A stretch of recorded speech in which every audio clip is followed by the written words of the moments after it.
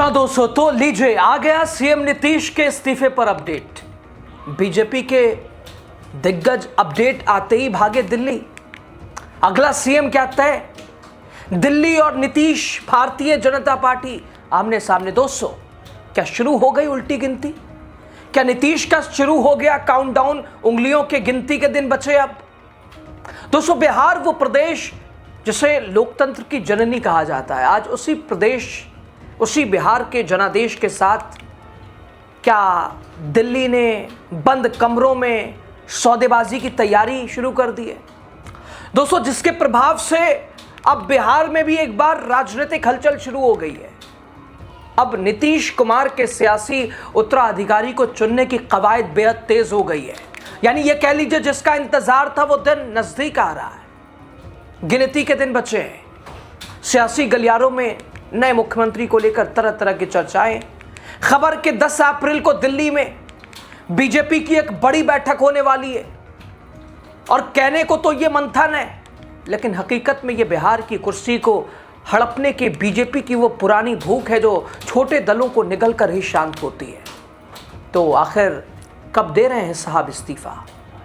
और क्यों आनन फानन में बीजेपी ने अपने तमाम बड़े नेताओं को दिल्ली तलब कर लिया? क्या चल रहा है बताते हैं आपको। नमस्कार, द राजनीति बिहार का आप खास सेगमेंट देख रहे हैं। मैं हूं आपके साथ यासू प्रसाद। दोस्तों, तारीख 10 अप्रैल, जगह देश की राजधानी दिल्ली, जहां बिहार के दिग्गजों का जमावड़ा लगने वाला है। भारतीय जनता पार्टी के, एनडीए के नहीं। 10 अप्रैल को होने वाली ये बैठक, बड़ी बैठक जिसका इंतजार भारतीय जनता पार्टी को था। और आखिर जब उस चेहरे के ऊपर मोहर लग चुकी है तो फिर सस्पेंस किस बात का सवाल ये भी है। तो वहां कि वो ना खुश हो जाए, वो नाराज ना हो जाए, इसे मनाने की कोशिश भी हो रही है। दोस्तों, बैठक बीजेपी के राष्ट्रीय अध्यक्ष नितिन नवीन की अध्यक्षता में होनी है। और इसमें बिहार कोर ग्रुप के तमाम बड़े दिग्गज और दिल्ली के शीर्ष नेता शामिल होंगे। अमित शाह के शामिल होने की खबर है। प्रधानमंत्री नरेंद्र मोदी के इस बैठक में शामिल होंगे, क्योंकि नीतीश के रिप्लेसमेंट का सवाल है तो बड़े चाणक्य को तो आना जरूरी है। सपना बीजेपी का पूरा होने जा रहा है। नीतीश ने कौन सी तैयारी शुरू कर दी? दोस्तों, इस बैठक में बिहार प्रदेश अध्यक्ष संजय सरावगी, डिप्टी सीएम सम्राट चौधरी, विजय सिन्हा, इसके अलावा नित्यानंद राय, संजय जायसवाल, क्षेत्रीय संगठन महामंत्री नागेंद्र जी, प्रदेश के संगठन महामंत्री भीखू भाई, दलसानिया भी रहेंगे। दोस्तों, ये वही चेहरे हैं जो कल तक नीतीश कुमार को कोसते थे, फिर उनके चरणों में बैठे और अब उन्हें कुर्सी से उतारने की तैयारी में लगे हैं। दोस्तों, सत्ता की हवस तो जरा देखिए। नीतीश कुमार जो कभी पीएम मटेरियल अपने आप को कहे जाते थे, या कहे, उनको सुनने में भी अच्छा लगता था, कहलवाते भी थे, महसूस भी करते थे, आज उन्हें बीजेपी ने रिटायरमेंट की राह पर ढकेल दिया है। उस तिराहे पे वो खड़े हैं जहां ना आगे जा सकते ना पीछे जा सकते।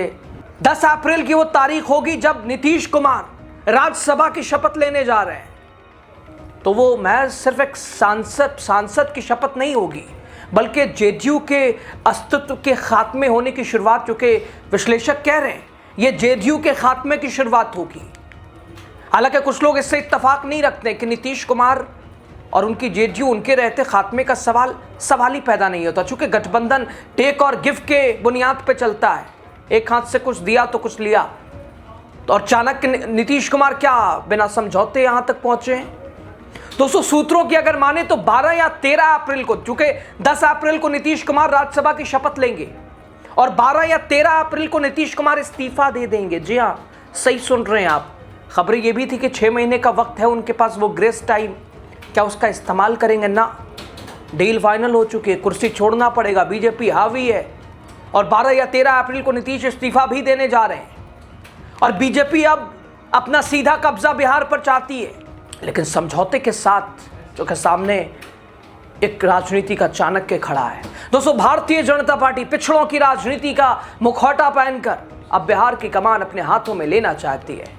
दोस्तों, सीएम नीतीश कुमार का राज्यसभा में शपथ लेना, इस्तीफे की तारीख, भारतीय जनता पार्टी की दिल्ली में बड़ी बैठक, और इन तमाम हलचलों के बीच नीतीश कुमार के बेटे निशांत कुमार ने कहा कि पिछले 2 दशकों में उनके पिता द्वारा किए गए कार्यों को लोग कभी नहीं भूलेंगे। यानी उन्होंने कहा कि उन्हें जनता से उनके जेडीयू और उनके पिता के प्रति समर्थन बनाए रखना चाहिए, अपील कर रहे हैं निशांत कुमार।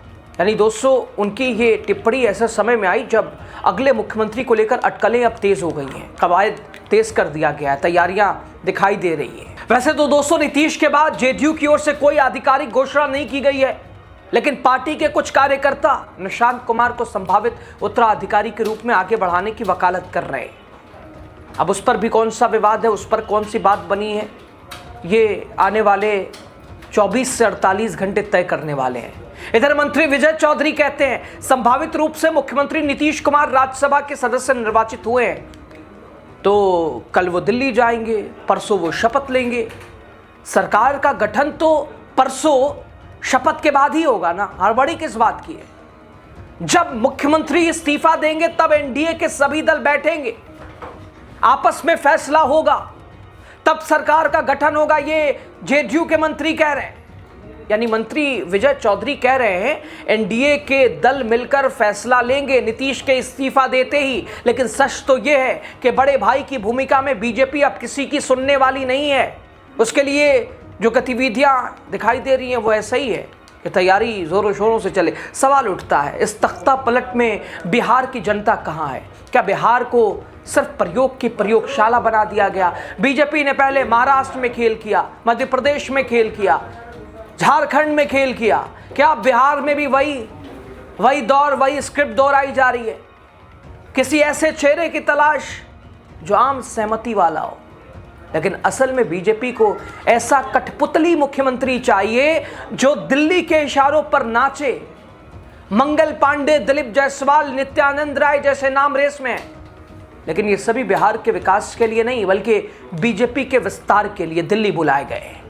दोस्तों, बिहार की जनता पूछ रही है, क्या सम्राट चौधरी या विजय सिन्हा या कोई बने, इनके आने से बिहार की तकदीर बदल जाएगी, या फिर भ्रष्टाचार अपराध के वही तांडव जारी रहेंगे जो पिछले कुछ सालों में, कुछ महीनों में बढ़े हैं? दोस्तों, बीजेपी की कोर कमेटी की इस बैठक में भीखू भाई दलसानिया, नागेंद्र जी जैसे संगठन मंत्री भी शामिल हो रहे हैं, जिसका मतलब साफ है आरएसएस का सीधा दखल अब बिहार सरकार में भी होने वाला है। उधर विपक्ष इस पूरे घटनाक्रम को लोकतंत्र की हत्या करार दे रहा है। खैर दोस्तों, नीतीश कुमार का राज्यसभा जाना उनके राजनीतिक करियर का सूरज अस्त होने जैसा है, ये सूर्यास्त होने जैसा है।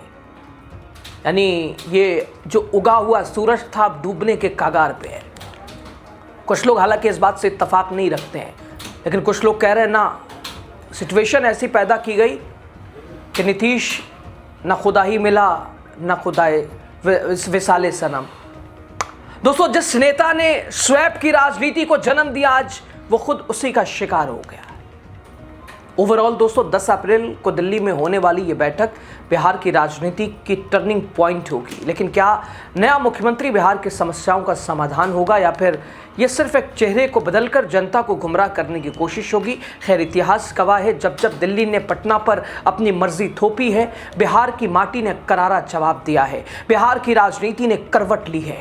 क्या वैसी कोई सिचुएशन पैदा? बीजेपी की ये सत्ता वाली भूख बिहार के आत्मसम्मान को कितनी चोट पहुंचाती है, ये तो खैर आने वाला वक्त ये बताएगा, साफ करेगा। लेकिन एक बात तय है, बिहार अब सिर्फ तमाशबीन नहीं रहेगा। और इस बैठक का अंजाम और परिणाम जो भी निकले, नीतीश के जाने पर असमंजस है, अलग अलग लोगों के बीच चर्चाएं हैं। खैर बहरहाल, सपना बीजेपी का पूरा होने जा रहा है तो भाई तैयारी वैसी ही है, दशकों पुराना ये सपना साकार होने जा रहा है। अब इस पर आप क्या कहेंगे? आखिर वो कौन सा समझौता है जिस पर बात बनी और नीतीश कुमार उन्होंने अपनी कुर्सी छोड़ने को एक तरह से कुछ नहीं समझा? ये भी कुछ दिन में दोस्तों साफ होगा कि आखिर वो कौन सी डील जो जेडीयू और बीजेपी के बीच हुई है।